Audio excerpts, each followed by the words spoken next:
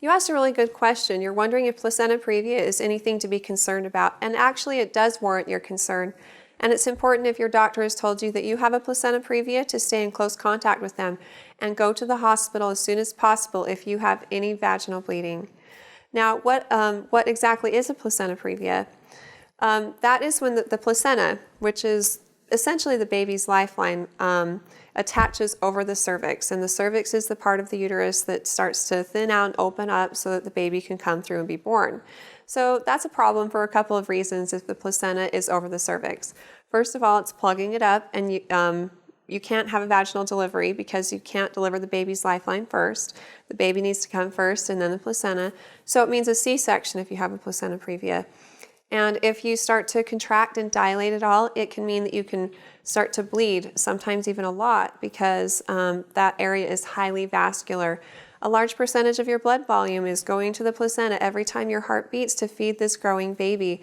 And so there's a lot of blood supply right there, and that can cause bleeding if you start to contract or dilate at all.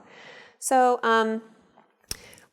in most cases, I'm not exactly sure what yours is, but usually an ultrasound is done around 20 weeks of pregnancy, and at that point the uterus is still pretty small, and sometimes they note that the placenta is low-lying, or sometimes it actually is over the cervix at that point in time. But they're likely to do repeat ultrasounds and to watch the location of the placenta because it's very similar to a balloon.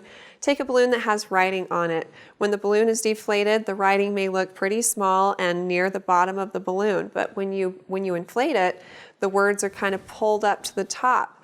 And so that's the same with the uterus. The placenta is sometimes it can be low-lying or over the cervix early on in pregnancy, but as the uterus grows, it doesn't grow legs and walk up, but it's pulled up as the uterus grows. So they usually do a repeat ultrasound around 28 weeks to see what it's looking like at that point.